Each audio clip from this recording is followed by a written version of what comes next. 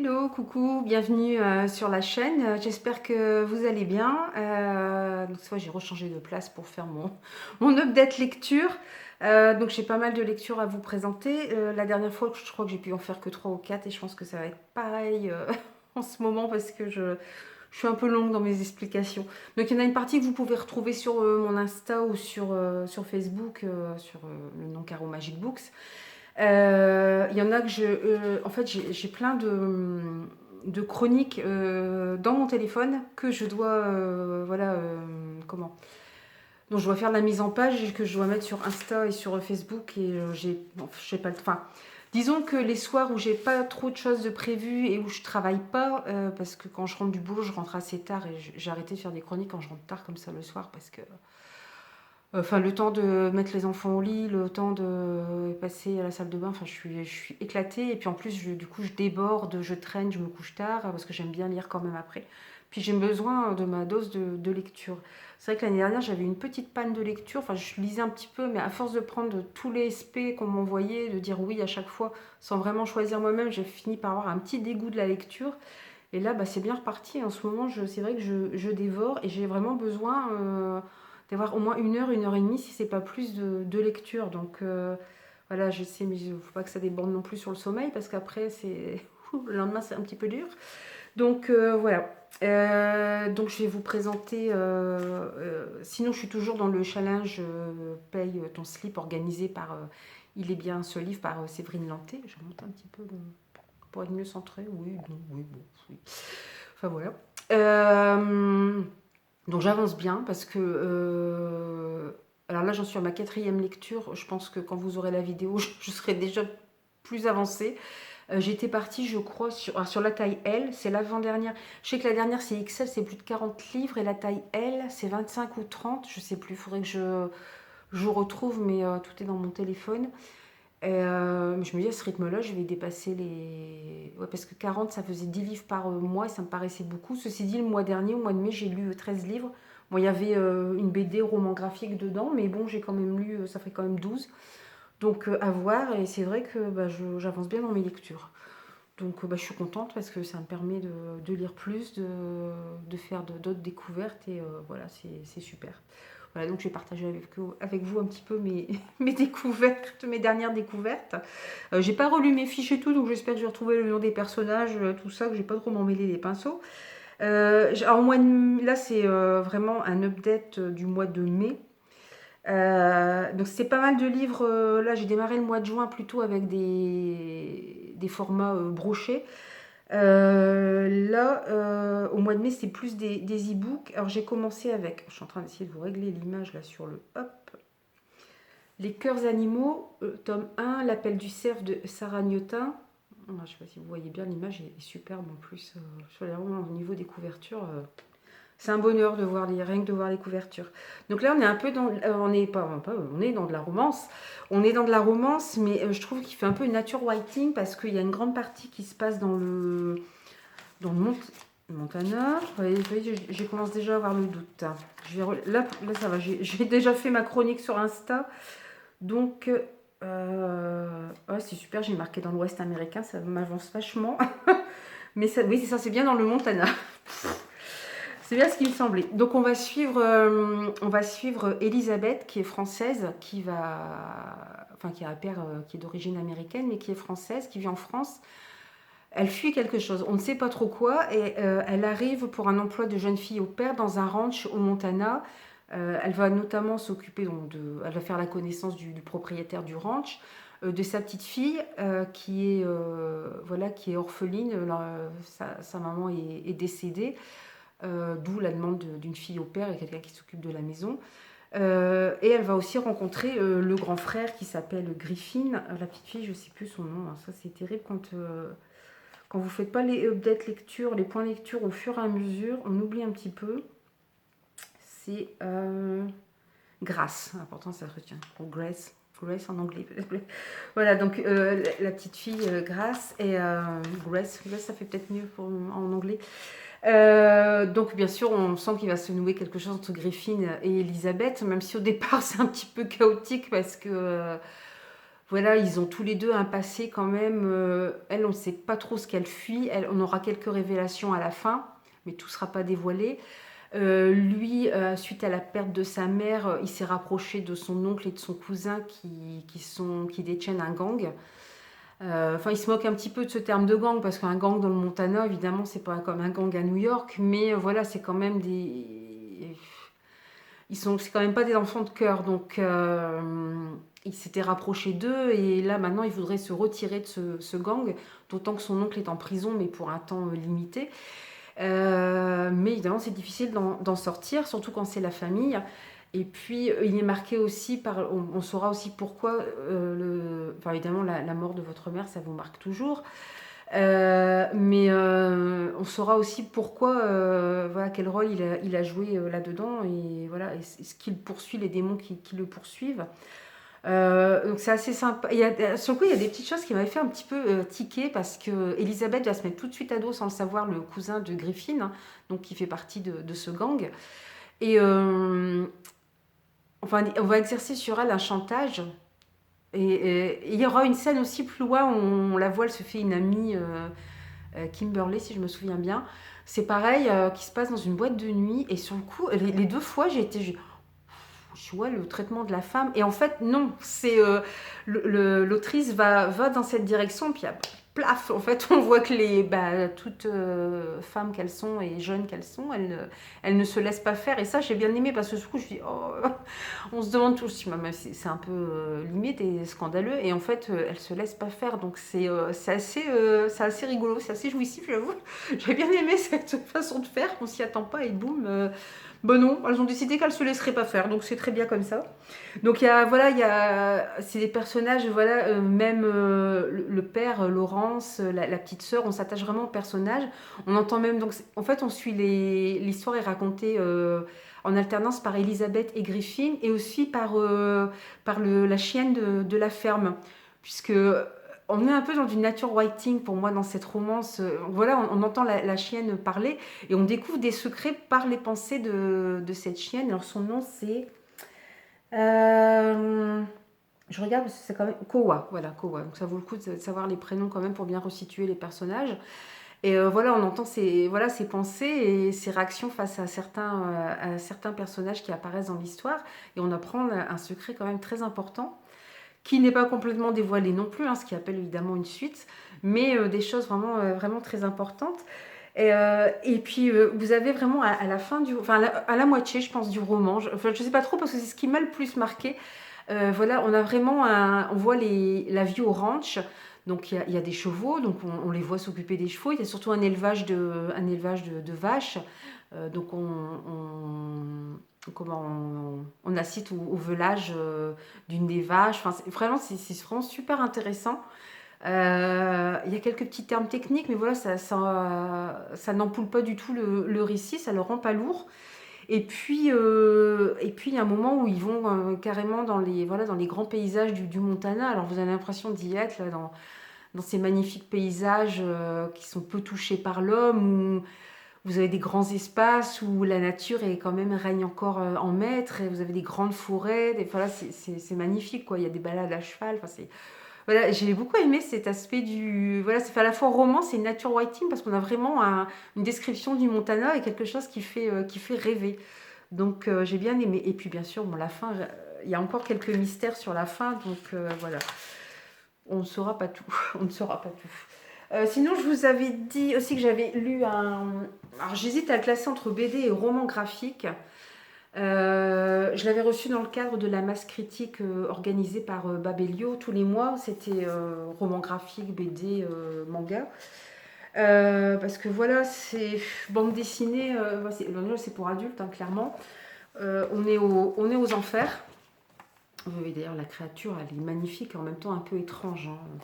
Donc, vous voyez les premières pages, on voit quand même des démons. Et les dessins m'ont beaucoup frappé, parce que ça offre une vision de l'enfer qui est quand même très très particulière. Alors, il y a énormément de détails. Je trouvais que le coup de... Bon, l'histoire est bien, mais le coup de crayon, et voilà, ça peut paraître un petit peu confus, mais du coup, c'est pas quelque chose que vous lisez voilà, en 2 temps, 3 mouvements, mais vous y attardez, parce qu'il y a plein de détails à voir. Il y a une représentation de l'enfer, et Et on a un peu l'impression, alors même si la façon de dessiner n'est pas la même, ça fait penser un peu aux peintures de Jérôme Bosch, où il y a plein de petits détails, parce qu'il peignait beaucoup sur les enfers, il y a plein de petits détails comme ça, mais il y a beaucoup de rouge.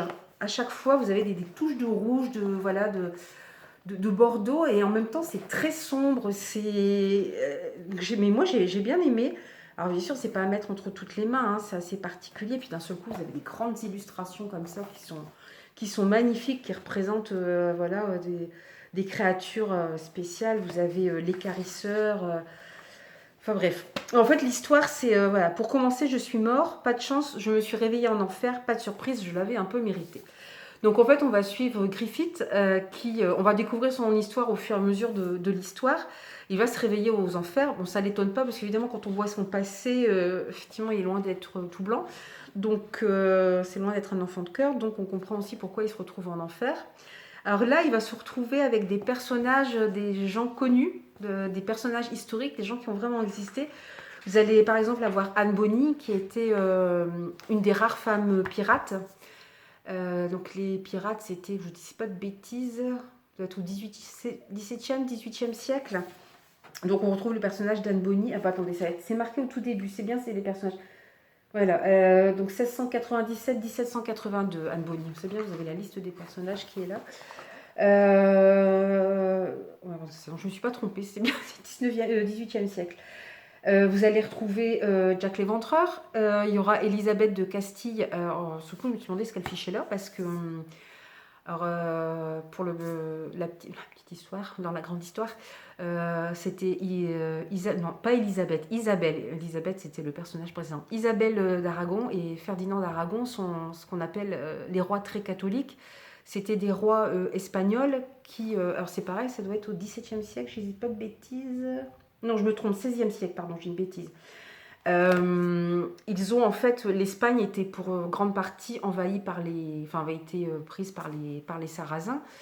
Et ils ont repoussé les Sarrasins, donc on les appelle les rois très catholiques. Mais c'est vrai que j'avais oublié que dans sa biographie, elle a aussi mis en place l'Inquisition.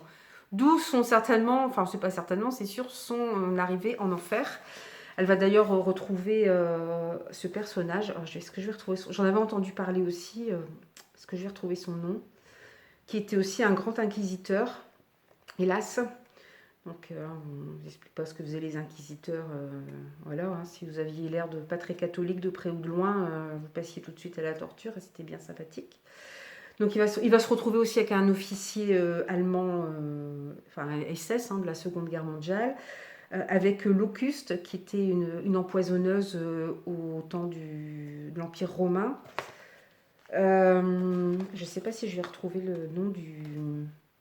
Non, je n'ai pas retrouvé j'ai pas retrouvé la page. Quel personnage va y avoir d'autre Ensuite, un mercenaire américain. Alors, c'est par contre, oui. Locuste, Isabelle de Castille. Carlo Gesualdo, là je ne connaissais pas. C'était un compositeur qui a assassiné son épouse et son amant. Donc voilà, vous avez des personnages comme ça assez sympathiques. Et en fait, ils décident tous de fuir les enfers. Donc, c'est pas Griffith, je confonds les noms avec c'est pas Griffith, c'est McGills. Ouais, c'est ça, c'est McGills, le nom du personnage principal, décidément. McGills va se joindre à eux pour fuir les enfers. Ils vont être poursuivis par l'écarisseur qui récupère tous ceux qui tentent de s'enfuir et qui leur qui leur réserve un sort encore pire que ce qu'ils vivent déjà aux enfers. Donc c'est vous dire. Et puis lors de ce voyage, ils vont rencontrer cette étrange, fascinante, un peu assez inquiétante, hein, parce qu'il y a une partie quand même, voilà, ça fait assez diable avec ses pattes d'oiseau, ses ailes.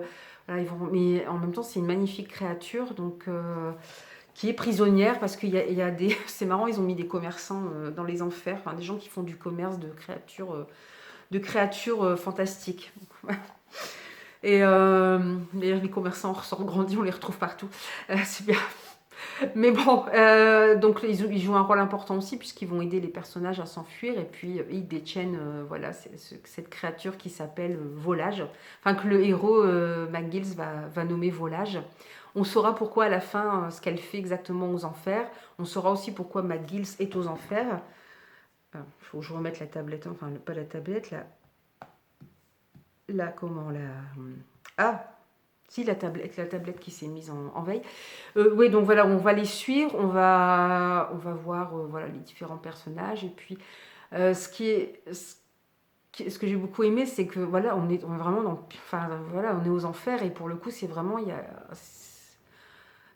enfin, c'est quelque chose d'assez brut que vous vous prenez en plein dans le visage.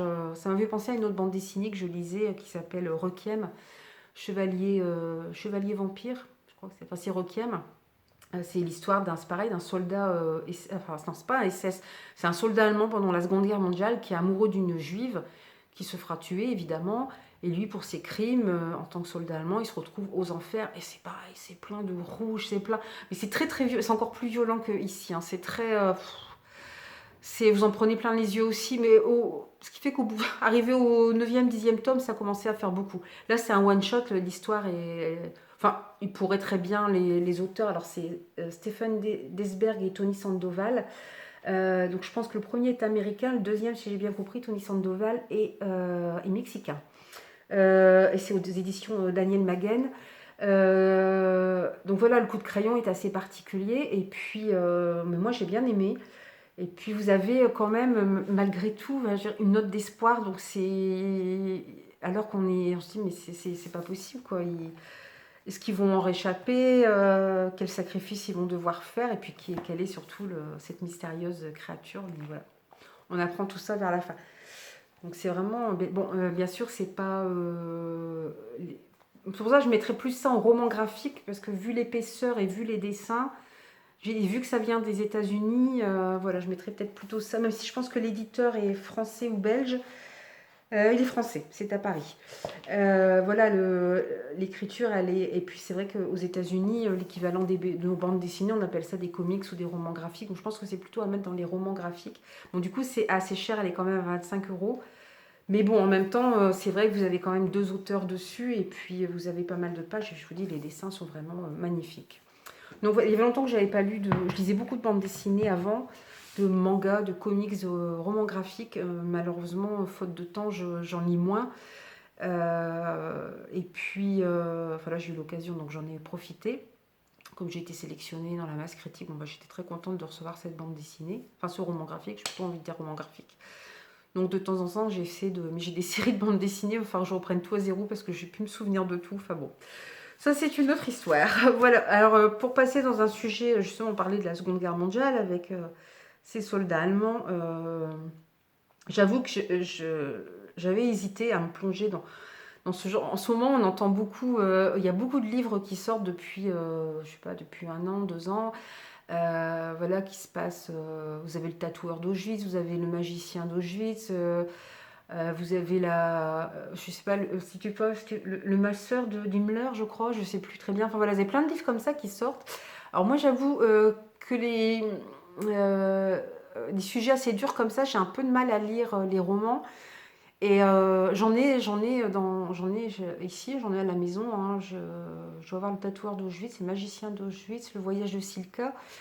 Et puis là, en fait, j'ai profité pour demander le nageur d'Auschwitz de Renaud Leblond, c'est aux éditions de l'Archipel. Et là, en plus, pour le coup, c'est une histoire vraie, mais j'avoue que j'ai vraiment été happée par ma lecture. Alors, pas seulement parce que c'est un sujet très, très dur, mais aussi parce que la façon d'écrire, j'ai beaucoup aimé voilà, l'écriture de l'auteur. Le fait qu'il se soit énormément documenté pour écrire ce livre, il s'agit d'une histoire vraie, vous avez toute une bibliographie à la fin. Et puis voilà, on suit en fait Alfred Nakache, qui est. Alors il est né en Algérie française, hein, donc il est français. Alors à la base, il a peur de l'eau. Il a peur de l'eau et il apprend grâce à des militaires français qui viennent en Algérie, qui l'aident à apprendre à nager. Et de là, il va plus s'arrêter en fait. Ça va devenir un champion. Il va aller en France pour s'entraîner. Ça va devenir un champion de natation. Et notamment, on voit la fin dans la bibliographie, on voit aussi que l'auteur a lu des livres sur la natation, sur des champions de cette époque-là. Et sur les débuts, en fait, c'est le début de la nage papillon, qui est une nage très dure. Ils expliquent comment il faut. Moi, j'ai jamais réussi à faire la nage papillon. Hein, c'est très compliqué. Qui est une nage très dure, très, très physique. Et en fait, il va gagner des médailles. Il va être champion du monde, multimédaillé. Ce qui va aussi lui permettre de survivre quand il va être déporté à Auschwitz, parce que bon, malheureusement pour lui, il est juif, tout comme sa femme et sa petite fille, donc ils vont être déportés tous les trois. Mais alors, ce qui est vraiment, le roman est assez court, mais ce qui est bien fait, c'est que ça alterne. On voit les débuts d'Alfred quand il a encore peur de l'eau, on le voit peu, et ça alterne avec passage à Auschwitz. Ensuite, on le suit quand il apprend à nager, on retourne à Auschwitz, et puis on va remonter le fil de son histoire, enfin c'est les compétitions qu'il va gagner, on va remonter le fil de son histoire jusqu'à ce qu'il aille, voilà, qu'il fuit Paris pour aller se réfugier à Toulouse, mais malheureusement les Allemands vont aussi rentrer dans la zone libre. Et puis il faut dire que les collabos ont bien aidé aussi pour la rafle des Juifs. Donc voilà, il se retrouve dénoncé et voilà, comme beaucoup de Juifs, en dehors de la zone libre et dans la zone libre, il va se retrouver dans un train à destination d'Auschwitz. Donc c'est vrai, tout le long de ma lecture, je me disais, mais c'est une histoire vraie, c'est une histoire vraie. Vous n'arrêtez pas de vous dire ça, en fait. C'est ça qui est terrible. Et en fait, là-bas, le fait que les SS le reconnaissent tout de suite. C'est, oh, mais toi, t'es le champion de, voilà, t'es le champion de France, t'es le... Donc c'est ce qui va lui permettre de survivre. Mais alors c'est compliqué parce que ils s'amusent à le faire nager dans leur dans leur cuve, pas leur cuve mais leur c'est pas les réservoirs d'eau, c'est enfin c'est les cuves d'eau mais l'eau sale en fait. Ils s'amusent à le faire nager des grandes cuves. Ils s'amusent à le faire nager là-dedans. D'ailleurs, la première scène qui se passe à Auschwitz, il s'amuse à lancer un couteau dans cette eau qui est boueuse, qui est pleine de saloperies. Il faut qu'il aille chercher le couteau, alors qu'il n'y voit rien, évidemment, c'est l'eau est dégueulasse. Donc, il doit aller chercher le couteau parce que sinon, il le menace de représailles. Et notamment, il est un peu mis en quelque sorte à l'abri puisqu'il travaille à l'infirmerie. Et c'est son statut de champion qui lui vaut ça, mais qui lui vaut aussi de passer des épreuves. Il va d'ailleurs, il y a toute une galerie de personnes qui ont vraiment existé tout autour et qui sont tous très... Enfin, on est vraiment pris dans l'histoire et on est dans leur histoire à chacun. À la fin, on veut connaître. À la fin, d'ailleurs, l'auteur explique ce que chacun est devenu parce qu'on a envie de connaître leur histoire. Il fait la connaissance à l'infirmerie d'un médecin juif, comme lui, qui essaie d'aider les prisonniers qui sont à bout, qui n'en peuvent plus. Il essaie de les planquer un petit peu pour pas qu'ils soient... Parce que voilà, si on n'était plus capable de travailler, c'était direction la chambre à gaz. Et lui, Alfred Nakache, il n'a pas de nouvelles de sa femme et de sa fille. Il devient ami aussi avec un boxeur, c'est pareil, qui est médaillé aussi. Et c'est ce qui lui permet aussi de survivre à Auschwitz, puisque, voilà, comme c'est un champion, on l'oblige à se battre lors des combats de boxe. Mais bon, c'est truqué, parce qu'il sait très bien qu'il ne doit pas mettre un seul SS par terre, sinon c'est direction la mort assurée. On va suivre aussi, avant, quand Alfred est enfermé... je me souviens du personnage, je me souviens plus de son nom, mais qui était nommé le Forain, qui était chef d'un réseau de résistance. Et voilà, on va suivre comme ça plusieurs... l'auteur va raconter aussi leur histoire. Et ce gars-là, le Forain, comme Jean Moulin, il n'a jamais parlé sous la torture. Donc il est mort aussi sous la torture. Il y en a un autre comme ça aussi. Alors vous avez des... Parce qu'Alfred Nakache, il déclenche aussi beaucoup d'animosité et de jalousie quand il arrive en France. Notamment aussi parce qu'il est juif, parce qu'il y avait un gros sentiment antisémite, et puis il vient d'Algérie, donc voilà, il n'est pas aimé, et comme il est comme il gagne championnat sur championnat, évidemment, ça crée beaucoup de jalousie. Il pense d'ailleurs qu'il a été dénoncé par un de ses anciens camarades de natation. On voit aussi la résistance, parce qu'à un moment, on lui interdit de nager. Tous les juifs sont interdits d'exercer leur profession, parce que lui, il est maître nageur. Enfin, non, il n'est pas maître nageur, pardon. Il est professeur en même temps que voilà qu'il suit ses entraînements. Il est aussi professeur de natation. Mais voilà, on lui interdit évidemment de faire son travail et de nager. Donc il y a une résistance de la part de ses camarades, de ses amis, là pour le coup de vrais amis, qui décident d'arrêter tous de nager, donc ça crée des problèmes polémiques, enfin voilà, parce qu'ils n'ont pas le droit. Voilà, et puis malheureusement, il va pas réussir à échapper. À un moment on se dit, mais enfuis-toi, quoi. On sait très bien qu'il va se retrouver au Auschwitz, puisque c'est le titre, mais c'est vrai que c'est quand on connaît la suite de l'histoire, bon bah voilà, quoi. On aurait envie de dire à tous ces gens-là de fuir la France, quoi, ne restez pas là. Donc c'est vraiment une belle histoire. Le roman est assez court, il se lit vraiment très bien, mais c'est vrai que ça marque. Là pour le coup, je n'ai pas eu besoin de relire une note pour me souvenir du nom du personnage, parce que voilà, ça va me rester fortement marqué. Et puis voilà, on suit leur histoire. Et je vous dis, on a toujours cette idée en tête de dire tout ça est vraiment arrivé. Donc il va connaître aussi les marches de la mort, puisque les nazis, quand ils se sont rendus compte qu'ils étaient en train de perdre la guerre, ils ont sorti tous les juifs enfin, les juifs de certains camps pour les forcer à aller dans d'autres camps. Et c'était des marches dans le froid, en hiver, sans nourriture, sans repos, sans rien. Et il y en a beaucoup qui sont morts aussi, alors qu'ils étaient à deux doigts d'être libérés par les Américains et qui sont morts pendant ces marches de la mort. Enfin voilà, c'est... Voilà, alors c'est vrai que voilà, au départ j'hésitais, mais je pense que je lirai d'autres livres qui parlent voilà, des camps de... Ce même pas des camps de concentration, c'est des camps d'extermination. Parce que c'est vraiment intéressant et c'est bien effectivement d'avoir, même si on connaît l'histoire, qu'on nous la redise encore, qu'on nous la répète, de ne pas oublier. On parle toujours de ce devoir de mémoire. Ça finit par être un terme un peu galvaudé, mais non, ça reste important. C'est vrai que c'est bien qu'il y ait... Bon, c'est un petit peu dommage, c'est que tous ces romans sortent un peu en même temps, donc ça fait beaucoup de choses à lire. Puis il ne faut pas non plus qu'il y ait un... Enfin, moi, j'aime pas trop rester tout le temps dans la même tranche de genre de livre, parce qu'au bout d'un moment, on finit par... alors là, je vais pas me lasser de ce genre de livre, évidemment, mais pas non plus que ça devienne quelque chose d'anodin, surtout pas sur des sujets comme ça. En tout cas, celui-ci, vraiment, je vous le conseille parce que c'est une histoire vraie. C'est bien raconté, c'est bien documenté, sans que ça ait l'air d'un documentaire, sans que ce soit trop lourd. Et vraiment, voilà, c'est hyper prenant. En même temps, il y a des moments de beauté, de solidarité dans ce camp d'extermination, de solidarité. Pour le coup, il va aussi se faire des camarades avec lui. Enfin, c'est incroyable, quoi. Au sein même de l'enfer. Bon, là, on voyait l'enfer en bande dessinée, c'est autre chose, mais c'est de l'imaginaire quand même. Mais là, c'était un véritable enfer, quoi, créé par les hommes. Et ils arrivent quand même encore à garder une part d'humanité. Mais comment ils ont fait, quoi? Parce que c'est incroyable. Donc vraiment, je vous conseille, hein. C'est vraiment un très beau roman. Après, je suis partie... je crois que j'avais besoin de quelque chose de léger après. Donc, je suis partie dans cabinet médical, bonjour. Hop. Je vais vous le montrer, voilà. Cabinet médical, bonjour. Donc, c'est écrit par... c'est les anecdotes d'une secrétaire médicale. C'est aussi vrai, mais là, ça se passe à notre époque, c'est beaucoup plus léger. Alors, c'est écrit par lectrice indépendance. Je crois que le nom de l'auteur, c'est Fanny... Donc, ouais, elle se fait appeler lectrice indépendante et ça doit être Fanny Géraldès, si je ne dis pas de bêtises. De toute façon, je vous mettrai les infos en dessous de la vidéo. Donc là, par contre, on va assister à une série d'anecdotes. Alors, il y en a qui sont très rigolotes parce que, en fait, donc l'autrice raconte son expérience, hein. Elle était thérapeute et pour des raisons de santé, je crois, enfin, elle est obligée d'arrêter son travail et elle travaille pendant un an en tant que secrétaire médicale. Alors, c'est secrétaire médicale pour une plateforme. C'est-à-dire que c'est pas une secrétaire médicale qui est au sein d'un cabinet ou d'une maison de santé. C'est un secrétariat téléphonique, c'est-à-dire qu'elles sont plusieurs, il ou elle d'ailleurs, c'est vrai que c'est plus un métier, on voit plus de femmes dans ces métiers-là que d'hommes, mais bon, ils sont plusieurs voilà, à travailler pour cette plateforme. Et en fait, les patients appellent pour prendre des rendez-vous, prendre des renseignements, mais je veux dire, elle ne se trouve pas.